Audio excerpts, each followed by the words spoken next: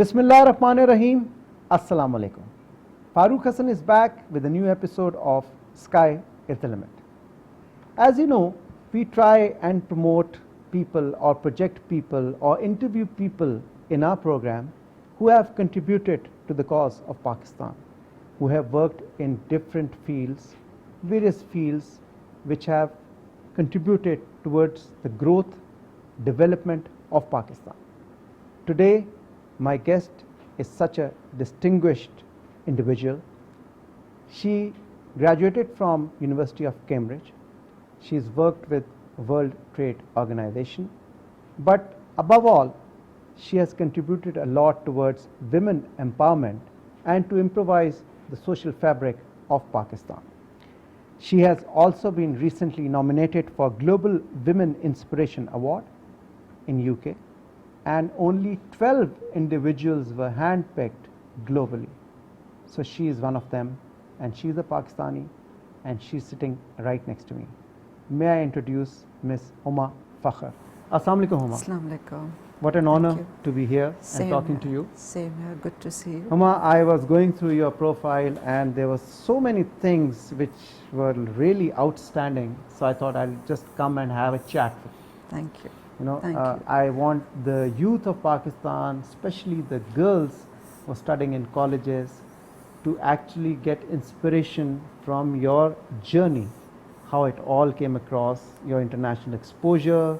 You've represented Pakistan on various business councils, all over, and you've advised different governments also. Yes. So how did that all come across? I'd like you to say it all on Sky is the Limit, because sky is the limit. So first of all, let's start with the basics. Where were you born? Tell us something about your early childhood, your schooling. Well, born in Lahore. Okay. And grew up in Lahore and around the Gulberg vicinity.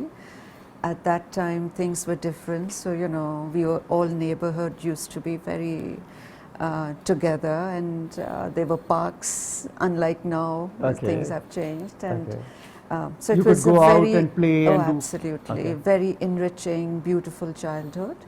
My education was the regular that Lahoriites have, convent, American school, Kined kind, which was lovely. But to me, the real educator for me was my sports. So it was something that, my parents were a little wary of, being a skeptical about. Yes, being a girl, and I'm always wanting to play. But I think my biggest teacher has been my sports. I've heard my you were very character. good in basketball. Yes, I played basketball, but my key strength was athletics, 100 meters and 200 meters. Okay. And so, even during a training, I almost came close to the Asian level in 200 God. meters. Was it and something innate, or you I think worked towards it? It was natural. It was I natural. think it was natural. I always thrived outside and outdoor activities, and I think the best thing it teaches you is how to lose, not just to win. Yes. And so failure has not been a disqualification for me, and I think it's all because of my sports. So early childhood began with all my sports activities around the house and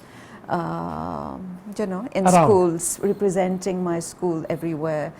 Becoming, I thought twice I became Punjab national champion, best athlete. Best athlete. Best athlete twice, and rather it was opposite. My parents went to our principal and they complained. They says, we don't want her to be playing all the time. She wanted to be good in studies. Exactly. and but did you study suffer because of your passion?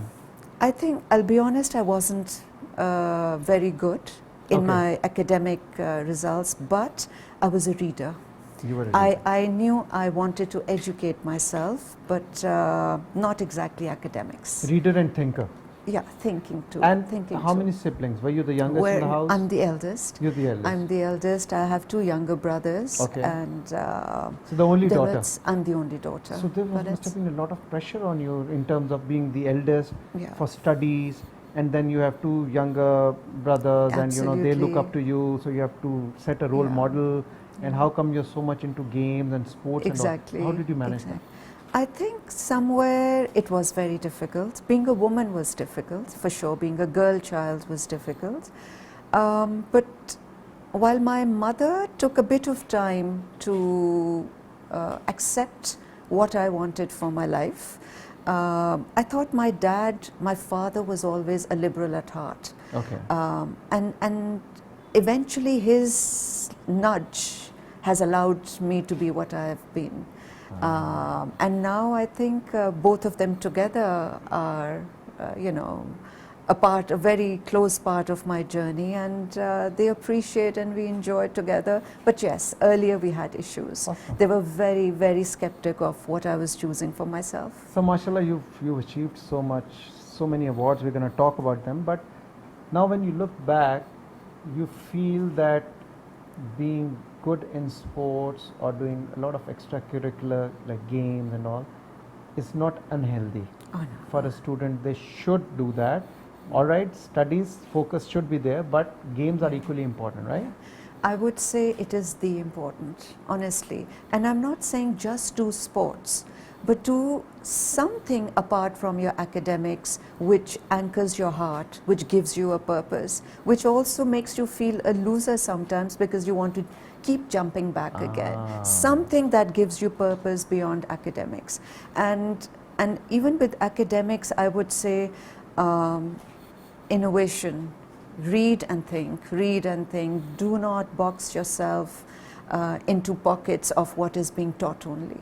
You have to go beyond. So I guess reading is the only tool, the only vehicle that will take you to the sky as your... So does it bother you that nowadays when you see children or youngsters, they're very much into indoor games like video games and like PlayStations and all? Does it bother you? Absolutely. It does. Because I actually feel at a philosophical level, we are souls, but we are anchored in a body. Yes. So if you have not taken care of the body through physical activity, whatever it might be, somewhere the soul will suffer. And it says feed the soul by taking care of the body. A healthy mind and a healty body go together. It can't be in one. tandem. Yeah. And are you still continuing with your running and your athletics? I do a lot of sports, but previously, I was more active, very much. Now heavy basketball has become golf. Yes, now it's golf. So I'm playing a lot of golf now. But Okay. I initially didn't realize golf would be such an eye-opener, because I thought it's slow. It's a mind game. Yes, I thought I'll play when you're 60 plus somewhere, will do. But no. When you're on the golf course, you're in the green, you have birds, you have butterflies, you have trees. And if every second day or third day you're getting that dose of nature, that's your I think connection to nature. It's a blessing. It's an absolute blessing. Great. Yeah. So, what kind of a student were you when you were in school? Were you a naughty kid? Were you a introvert, or did you have a lot of friends? I think I was an introvert, at that particular time. Not too many friends? Because I was into sports and very many girls weren't. So that makes you common in a interest little was, corner. yeah, Exactly. Okay. So I was an introvert initially, but I think Cambridge, by the time I got into Cambridge, that changed me, and that's when I so after changed. doing your intermediate or your bachelor's, you went for? Yes, I went to Cambridge. Degree to Cambridge in UK. Yes. And how was that UK. experience? I think it was the most enriching experience. Okay. Most. In what sense? Because you see, I was never an academic person. What I wanted was exposure. And the kind of exposure Cambridge gave you, the first formal hall. Formal halls were every Friday. You'd be taken to a hall, you wear your gown, you dress formally, and you'd be having a very formal dinner. So you wouldn't know you're sitting with a gentleman here is from House of Lords, a gentleman here is a judge of the Supreme Court. You had prime ministers sitting there, you had ministers sitting around you, you had very highly successful people from all over Europe sometimes. Right. And that exposure was really phenomenal. changes a person. Absolutely, and Develops your personality. absolutely, getting that exposure at that age. And not only that, I thought being an outdoor person, you know, I did my rowing, punting in Cambridge and all. In addition to that, I thought where I lived on Downing Street in Cambridge, and where my law library was, where the classes were held, you know, every day was overwhelming, the walk in the morning, because you'd walk through the daffodils, and every morning invariably, if not every morning, every other morning, you'll run into Mr. Stephen Hawking's. Because I think it just happened that that was my route and his walking route. So every other day, So did you have any, always. Really? His nurse used to be there. His machine would reply to and he your would thing. talk to you? Oh, absolutely. The machine would tell the weather's nice. How are you doing today? Aren't you a bit early? You know, even that level. You know. My God. So I guess. So he was interactive. Oh, very. Stephen Hawking. Because he had a machine. Yeah. So whatever you'd ask me, I think it Yes. was translating his thoughts and talking to you. Wow. Yeah. Okay, So it was that's pretty amazing.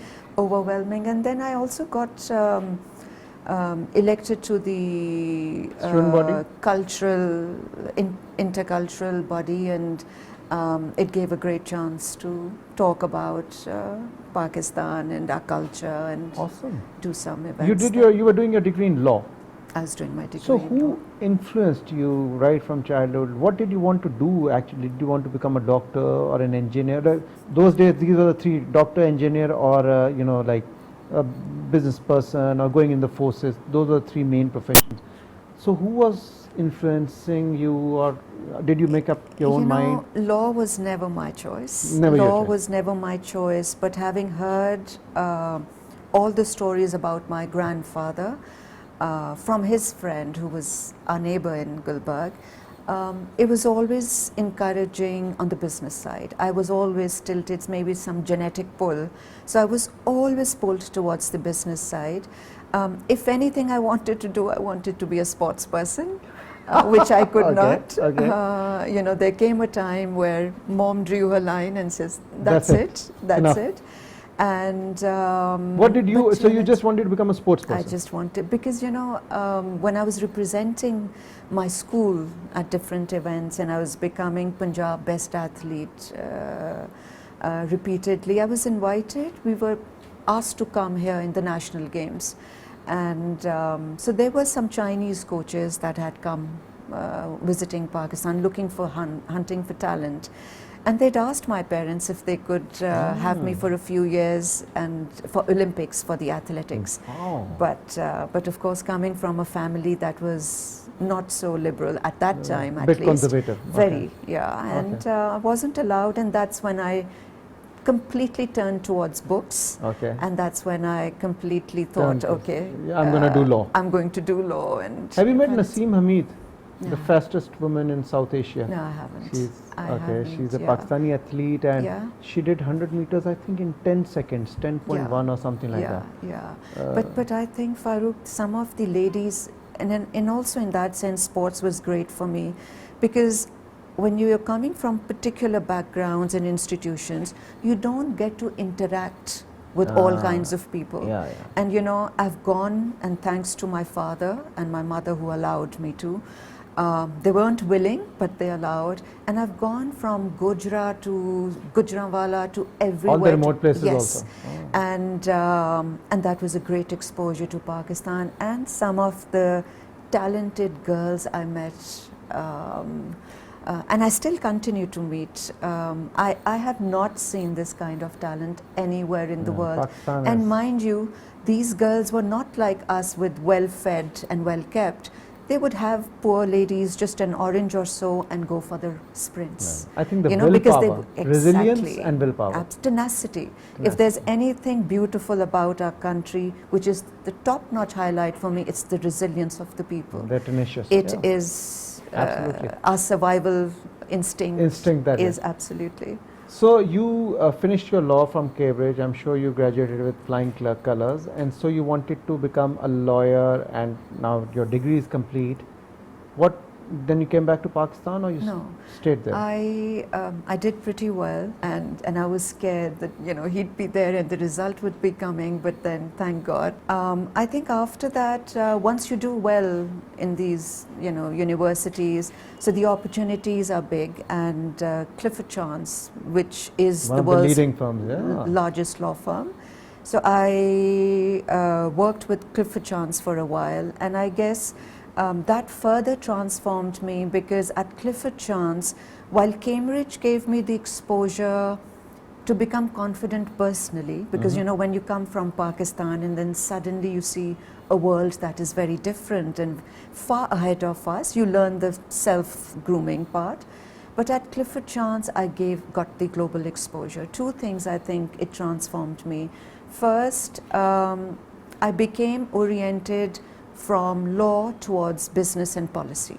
Okay. So policy making became my passion. Okay. It wasn't so much law at all, because at that time, Clifford Chance was advising the European Union. So for a young person to advise the European Union in making laws, law Quite and an honor. services, and then one of the finest ministers Britain has had, Miss Patricia Hewitt, they were creating the law on e-commerce. So, you know, then we were a part of that, and You assisted her. learned all that. Then you're advising and making policies for Mexico and Singapore and all this. So I guess one orientation that Clifford Chance gave me was to take me away from law. And I loved policy and I loved business, so it completely changed my perspective. Okay. And I guess the second orientation that happened there, I became very clear. I had the opportunities, quite a few good ones, but I became very clear at Clifford Chance, it wasn't law I wanted to do, it was policy making and business. And the second thing was, I wasn't wanting to work for someone. I think I went back to remembering what the family genes were, and I just thought business is my thing. And so I think there I conceived Map Capital, and from there onwards. That was your brainchild? That was my brainchild. So what you're saying is that you assisted in, you know, this lawmaking, worked with the top lawmakers, you had an interest in policy making. Those are the becomings, you know, traits of any good politician. You never thought of coming into politics? No, not politics. Why? I love policy making, but I have been part of several policy making initiatives in Pakistan. I thought there was a lot of space for that positive policy making. Export promotion was at the peak at that time, and so were so many other things. And also at that particular time, I think we really operated as a team, at least Ministry of Commerce and a few other ministries, and we used to go collectively representing as private sector on Doha Ministerial, on Hong Kong Ministerial, Cancun, Mexico, and so went up to, you know, representing at the White House also in the US. But after that, I didn't find that time. The time was not the same. You know, policy making, I have not seen at that level come back. I love the agenda, but then I haven't found the right the time environment and space. that it used to be. At least I felt that. Okay, okay. So after you know, working for that law firm, Clifford, and then you decided to form MAP. Yes, right? MAP. That was your brainchild. That was a business initiative, and you started it. And then what happened? I think, thank God, that there was no looking back after that. Okay. I decided to, I think that's again Clifford Chance, I decided to make it global. And that's what probably Cambridge and Clifford Chance taught me. And that's probably, if I was to mentor, which I occasionally do, I just tell everyone to think global. You can't do local stuff, but you have to think global. And I was very clear from day one, I'm going to take it global. And I had people laughing at me, of course, when a Pakistani woman running around Geneva says, I'm going to take it global. And it took its time. I mean, with the small little place, I was still trying to make things work in Geneva, and did projects with some of the best people in the world, including WTO, as you had mentioned, and International Trade Center, and that further gave me the exposure that I can do it. And lo and behold, my first Solid clientele came from SAFTA, was being negotiated in the South Asian region that came. And then I think one of the finest client came in, which to date I feel was a fine project and people to work with, was the government of Bahrain, Ministry of Commerce. Yeah, you worked with the government of Bahrain Yes, for quite some time. Yeah. Absolutely, and I thought the kind of dignity and respect they have in their work, I learned so much from that country. I owe so much to that country, not just the first exposure, but so there were the high-ended McKinseys and Boston consulting groups and all, and then there was this small map capital, but they Managed valued to make the your work. space, and They valued my work, and at that particular time they were negotiating US-Bahrain Free Trade Agreement. So that exposure of how to cushion the SMEs, that policy making at that particular time was priceless. wow, awesome. And if I was to say, what was the highlight of your time and education in Cambridge, what would you say? I think The interaction with Stephen Hawking? yes, I think the outdoors. That was, as I said, nature is the biggest teacher for me. And they say nature can be a great teacher because it has no opinion about you. So I guess, yes, one was that, the bunting and the daffodils and Mr. Hawkins seeing every day. But then, of course, when you do well from sports, this was the first time that I'd done well in my education. And that gave me the encouragement that I could do well there, but I will do well here now. And once I was reviewing your profile, I learned that you've advised a lot of governments also. So was that part of the agenda? Like, because you started off small, and then advising any government is a big task, and different governments is a bigger task. How did you get into that? FAROOQ, think big, as they say, and I never thought small after Clifford Chance, the way I changed. And I got the confidence because I knew whatever law I had made, even whether it was for EU or whether it was for ministry in Britain or Mexico, I was being appreciated. So that confidence told me I can do it. I always knew it's going to be global. Even sitting in a tiny room in Geneva, I knew I'd be advising governments. Wow. And I even thought that GCC has to be my first somewhere. Some government has to come from there. I was thinking of Saudi Arabia, but anyways, its neighbor came along. No, I always wanted to. And who mentored you in this? Who guided you, or who opened the doors for you? I think FAROOQ, being a woman was so challenging.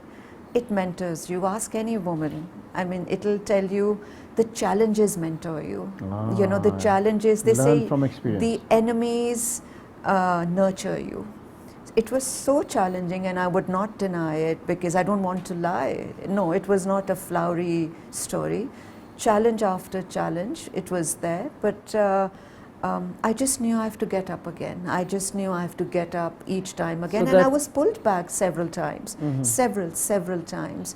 And I was laughed at several times when I went ahead saying, and I'm going to advise governments. And, exactly. I think the resilience you developed while you were a sports person, or you were active in sports, I think that must have helped you a lot. Tremendously, in getting up. Tremendously, and also, being spiritual in whatever way I am, I just think you have good intentions. Nothing goes wrong. Somewhere or the other, if you've worked hard with good intentions, it comes back to you. In what format, only God knows, and time tells. Exactly. So, but sitting in Geneva, and for a woman hailing from Pakistan who's been born and brought up in Pakistan, how difficult was it, and what were the major challenges that you had to overcome? In Geneva, I'll be honest, once I landed there, having done Clifford Chance, gone through a family struggle where, no woman had come out to study before. Having gone through all that, I think by Geneva came in, I was pretty prepared as a woman to fight. But what I was not prepared was 9/11, the events that happened in 9/11. So this time was exactly when 9/11 happened. And so suddenly, within a day or within a weeks, the modalities changed, and being a Pakistani became a questionable thing at that time. Okay. And I think, I actually feel, had that event not happened and the kind of exposure I had already started getting, the kind of clientele I had already started getting, I could only achieve maybe 20% of what I could have. If that was not there, then you could have been more Much successful. more clientele, much more, yes. Okay. That did change a lot. And then you made a switch from private equity to rice business. Private equity I continued for a Okay. while. Okay. So I registered a company in Ras Al Khaimah. It was attracting me a lot because, you know, from Cambridge to Clifford Chance and even in Geneva, I could see that I was quite good at raising money. You know, I could You knew your talent. churn out money, and people had the confidence that it will be, you know, Safe utilized, and secure, utilized and it will well. bear results. Absolutely. So, so private equity had attracted me a lot, especially the food sector. And so I guess also I was visiting IMD regularly for short courses and stuff. And at IMD there was a group called the Evian Group. So Syed Babar Ali was the regional head for South Asia, and I became a member of the Evian Group. And I guess it was at that time that I got more encouraged into private equity. And so I continued that, but then when I came back to Pakistan, I realized I cannot continue it. Although I had registered it in Ras Al Khaimah and I was pursuing things, but I realized Pakistan at that time was not ready for private equity. And you see, you put in money with the company, or you know, you go and ask them for what's happened today, and they says that, why have you come? We'll return your money. I says, we're not a bank. We have taken an equity position, and we'll be asking you what's it what's could be going long, on. it could be short, Exactly. and we can't disclose. But the companies didn't understand what was happening, and I realized it's going to be a long time. Okay. And then the opportunity available at that particular time was rice, so then I picked that up. Wow. Okay. So we'll take a short break here, and once we come back, then we're going to talk about your move towards the social sector. You know, your efforts, your contributions in the social sector in Pakistan. How did that come about? We're going to take a short break. A very interesting conversation with Ms. Huma.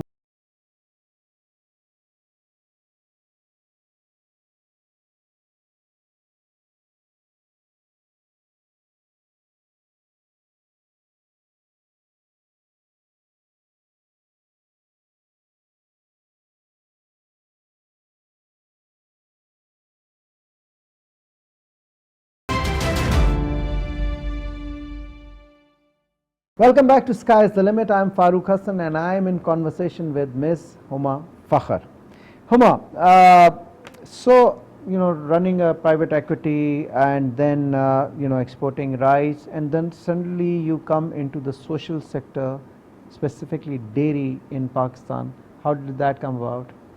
Actually, I was always into voluntary work. As president, sports at Kinnaird and then Cambridge and all, so I was always doing it. Few years gap was there, but I guess when I became member of the Evian group in IMD in Geneva, that was the time when, as I said, Syed Babar Ali Sahab was the regional head, and I was seeing very closely his contributions to Pakistan, and you know, Amazing guy. that was a true inspiration. He's still so active. Absolutely. You know, that's what inspires me. Absolutely. Absolutely. He talks to the students. Oh, he motivates absolutely. them. It's Absolutely. amazing. So you can imagine the interaction, how valuable that interaction was. And I had a keen interest in agriculture. It's been about more than 9 years now. I've been a part of the board. So I remember when we started off, we were at a very meager amount.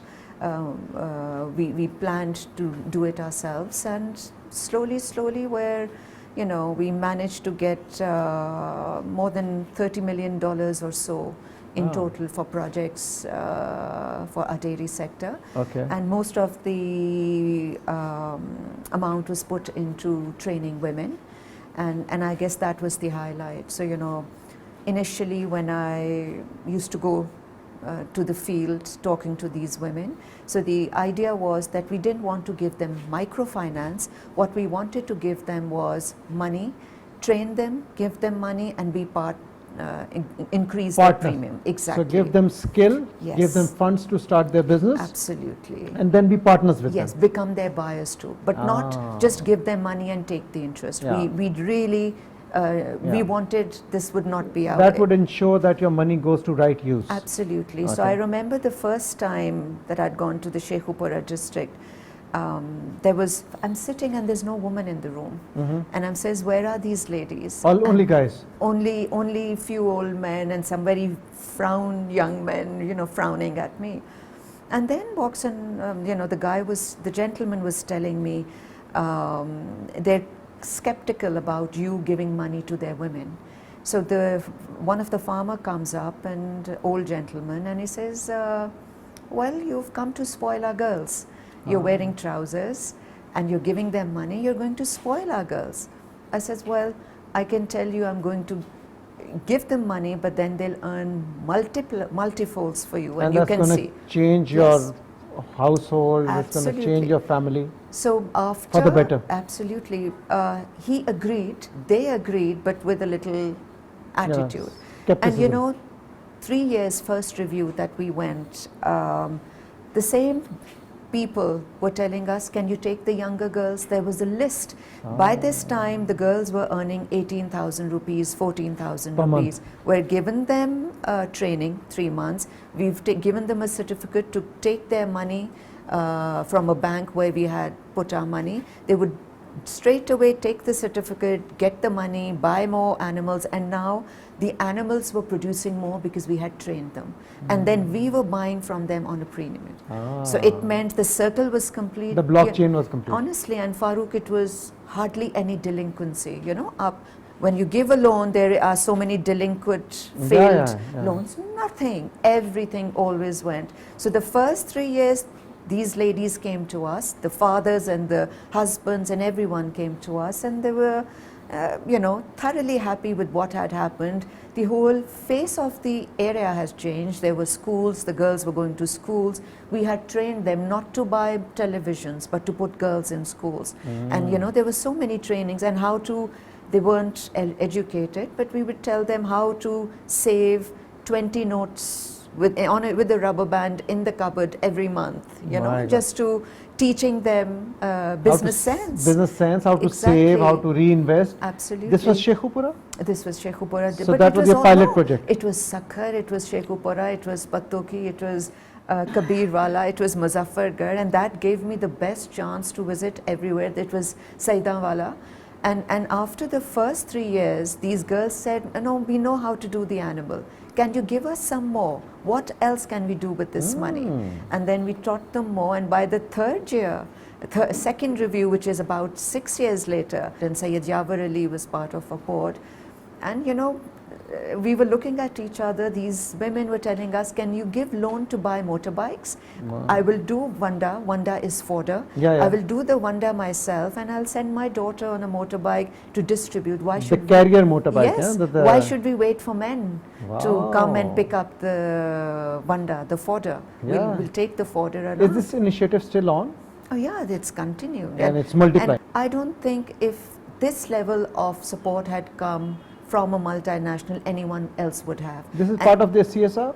No, it's part of their business also. They want to because do it. They would train people to produce and then buy it from them. And so they become suppliers also. They don't want give charity. They want to train them and create. An excellent way of developing the... Absolutely. And so I think it is, I mean, I'm very clear in my head, market is so capable of taking care of social needs. And that is why I have combined business and market together and taking things forward, you know, whether it is dairy or agriculture and plenty of other initiatives that I'm engaged in.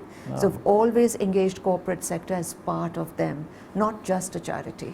And ours is an agro-based economy, and if Exactly. we can multiply or replicate initiatives like these all over Pakistan, Yeah. you know, that could resolve our issue of, you know, Absolutely. foreign direct investment and so many other issues. Absolutely. That's amazing. Absolutely. That's awesome. Yeah, yeah. So tell me, you also became a representative for King Charles III organization.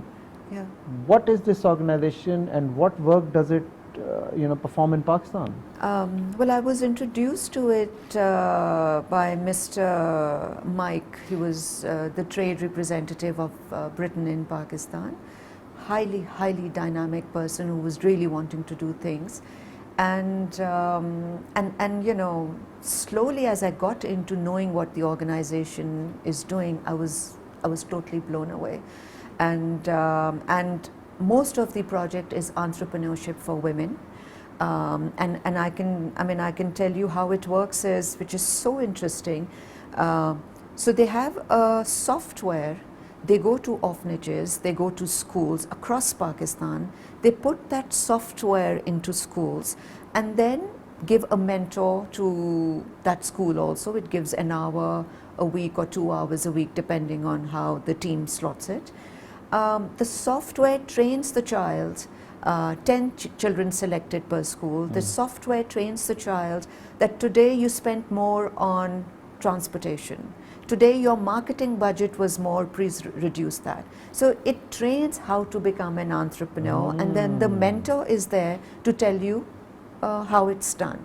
And I can tell you, FAROOQ, some of the best times, some of the best talent I've met, girls, is through this. I mean, I'll give you an example. So one of the orphanages, this particular girl comes up and, you know, she says, ma'am, I've always been here and this orphanage has given us everything. But one particular thing I always felt was not enough was the soap, sabun. So she Googled, she wanted to make organic soap. Okay. So she Googled, and I'm giving you an example how this trust works. Operates. Yeah. So she Googled, she created a soap which she tried on her friends, and I can tell you everyone was glowing and shining in that place. Okay. And she's getting orders, and the trust pays her to Develop do the that business. And you realize in orphanages, FAROOQ, after class 12 or even 10, the girls have nowhere to go. Their families have given them away, or there is no family. So we try. They need to be skilled. They have to be skilled. They have to do a business or a job to be able to sustain themselves. So one example was this. Another example I thought was very interesting. So a bunch of girls, you see, and that is where sadly I feel I wish our state could have done more for our children. That is where I feel the lack of amenities for these kids. So a bunch of girls got together. There was no swimming pool, but they said, "Humne tairna hai," which means we want to swim. Yeah. But there's no public swimming pools for For girls. girls, yeah. So they talked to a particular private swimming pool people, got a slot for themselves, created a club, a swimming club, polled in 300 rupees, and they go swimming. Wow. So this is what the trust Empowering them to think, empowering Exactly. girls to have a better, brighter future, Absolutely. and to actually contribute towards Pakistan. Yeah, and the trust supports these kind of startups. And the trust works in different countries? Yes, all Commonwealth So in Pakistan, countries. you are representing this trust? No, we are a group of people. Group of people. We Okay. 3 of us actually. Okay. And we're taking this forward, but this is just the start. Wow. We're aiming for going across the country. Awesome. And you know, His Majesty has so much interest in Pakistan, and the way I see things moving forward, I think there'll be a lot of good news, inshallah. Have you collaborated with the NAVTEC or TEFTA also to We're give getting these there. girls Yes. technical expertise Yes. in any Yes. field for that matter? Right now we're doing it in schools, Okay. and we're going to go into public schools now, Okay. because these are the kids that need immediate attention from the start. Yeah. Not wait till they have grown up and become into a job mindset. We want to create entrepreneurs right when they are getting into the mold of coming into real life. Okay, okay. So and what kind of role the government of Pakistan can play to support these kind of initiatives or to develop the youth of Pakistan? I've been in touch with the President Office. President Alfi has been very, very supportive of this initiative, and all that needed to be done was given, was supported. Yes. So I guess it's all about collaborations. The next phase would be to collaborate with public schools across the country. And it will be a huge, imagine if a public school has a software that teaches them to become entrepreneurs, they will not need jobs. The slogan will change. The slogan will not be creating how many jobs, it will be how many entrepreneurs. And that's the aim. Entrepreneurs will create more jobs. Absolutely, for that matter. Absolutely. And yeah, that's an amazing initiative, and coming from a successful entrepreneur herself, I think that's a valuable, very, very valuable piece of advice. So I think, yeah, you should collaborate with NAFTEC and TEFTA and even the Prime Minister Youth Program. Absolutely. That's very active these days, and if we can do something to empower these young girls. Even Benazir Income Support Program, because that is where a collaboration will come, where you're not just giving them money, we can peg them with a skill and it will enhance their earnings. Yes, absolutely. So they say now that don't give a hungry person fish to eat. Teach him how to fish so that he doesn't bother you every time, and he's self-sustainable for that matter. You also got an award, Fatma Jinnah National Pride Award, and this is a big recognition. Thank you. For what specific purpose was this given, and what other awards have you gotten over your career? Well, one is a recent award, which I mentioned, which you have already mentioned. The awards that I was given was primarily one because I have authored Pakistan's White Revolution, which is called Doodh Darya, and the agenda of this vision was to bring corporate dairy farms into Pakistan. So this was 2005, and 2006 is the time when the dairy farms started. And we aimed at empowering 500,000 lady livestock workers to become part of dairy development. So one was for that, one was for representing Pakistan in trade negotiations at Doha, at Mexico, and on all these cities, and also at the White House. So that was also acknowledged. And lastly, the more recent award that was that have been nominated in the 12 in the world, not given the award as yet, is for my Green Footprints. It's a circularity fund which will fund circularity models so that businesses do not waste. If there is an agriculture business, they do not waste resources. If it's a textile business, they do not waste resources. So it's a circularity fund where we will cut down the waste and not tax nature by having so much wastefulness. Awesome, awesome. The economic condition in Pakistan, probably not the best at the moment. There's a lot that needs to be done. How is it affecting businesses? And you've been an exporter, a very active exporter. We need a lot of exports, right? We need to manufacture things and sell them abroad so that we can fetch foreign currency. What advice or what experience would you like to share? How can we increase our exports? I think, FAROOQ, the image of Pakistan has played a role in our exports. People do not want to deal with us.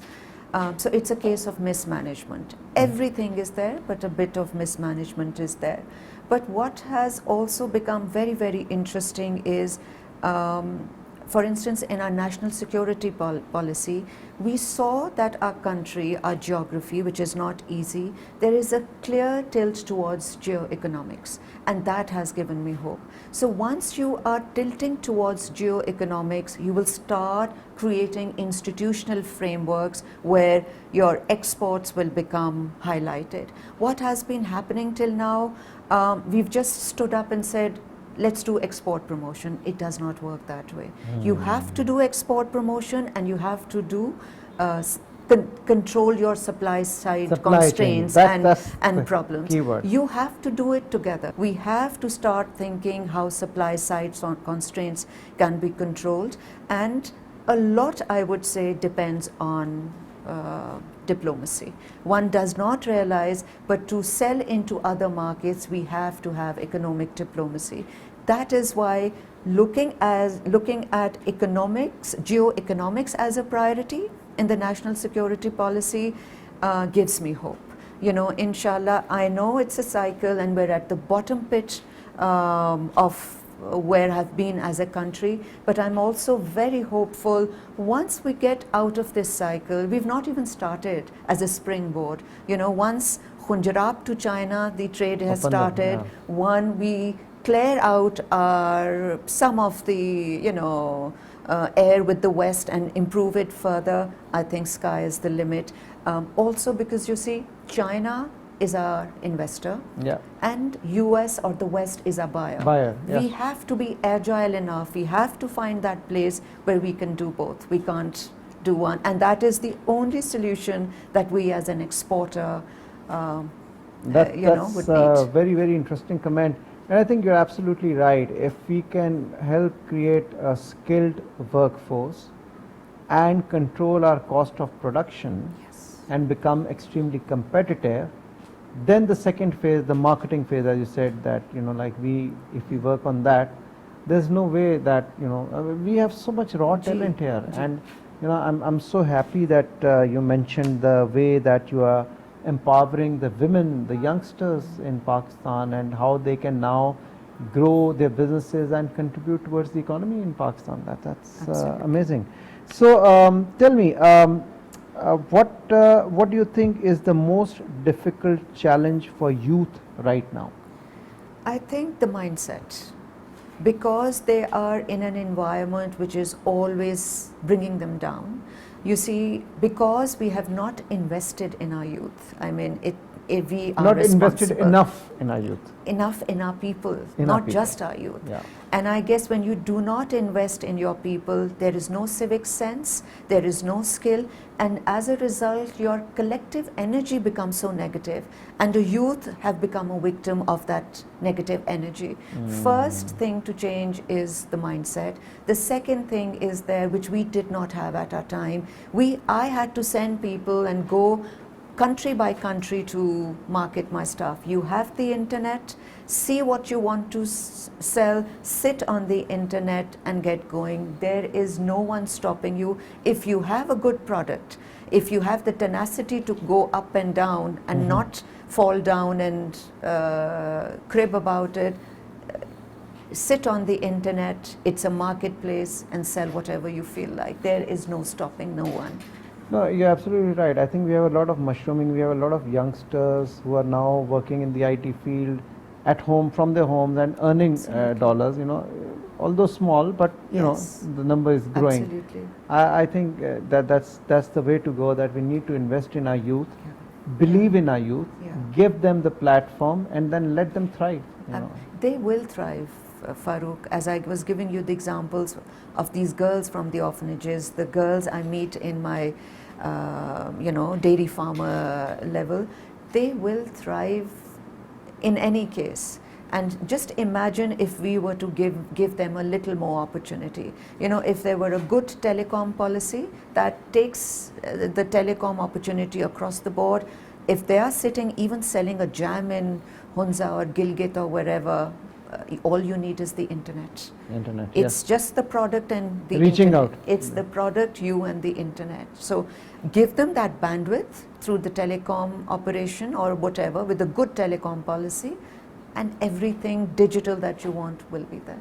And you know, the best part is that our youth is so talented. You must have noticed that even though they don't have exposure to the best facilities in education or even living for that matter, but still they are so brilliant, so intelligent. You know, I'm talking about raw talent. Absolutely. If this can be chiseled and, you know, given a proper platform, 100%. they can do wonders. So and I have all the faith in them. And I think every little effort counts. Yes. You know, I always believe that, you know, our identity is Pakistan.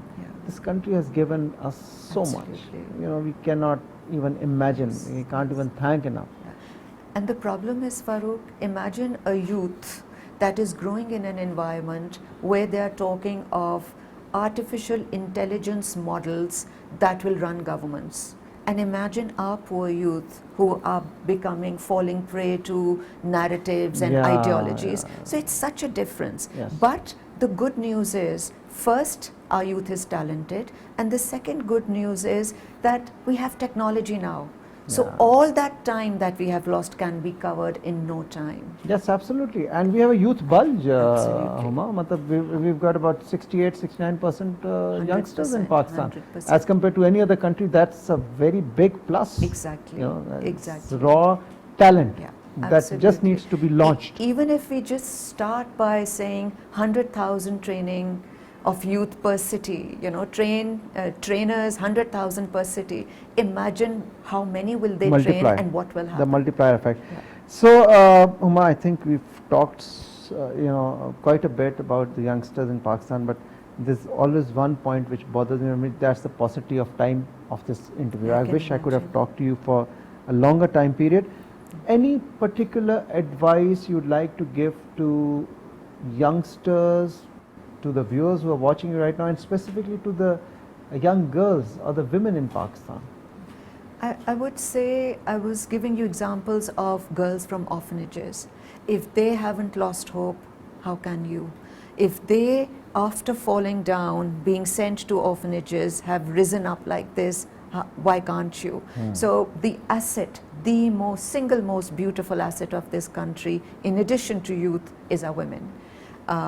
Same advice that I would have for the youth is, do not look for jobs. Even if you're sitting home raising your child, see what product you have, sit at home, create that product, slowly plan how will you scale it, sit on the internet. Research, study, research, and get go ahead. education. Absolutely. That is, education is a Absolutely. must. And also, sometimes it's not even education, FAROOQ, it's the dedication and purpose. The dairy farmers that I interact with, it's not so much about education, but if 1 or 2 rupees up and down, they know exactly where to plan it. So brilliance is already there. You need the skill, you need a product. And the only answer to our woes is exports. Get going, get on the internet, start exporting, even if it is 10 bottles of jam. Absolutely correct. Huma, thank you so very much for such a valuable piece of advice, and sharing your experience. I'm sure that must have motivated a lot of our viewers, especially youngsters, and individuals like you make Pakistan proud. You're a proud Pakistani, and so we all would like to become. With this, we come to the end of our conversation with Huma Fakhar. Inshallah ta'ala, I will see you in another episode of Sky is the Limit. Till then, Allah Hafiz.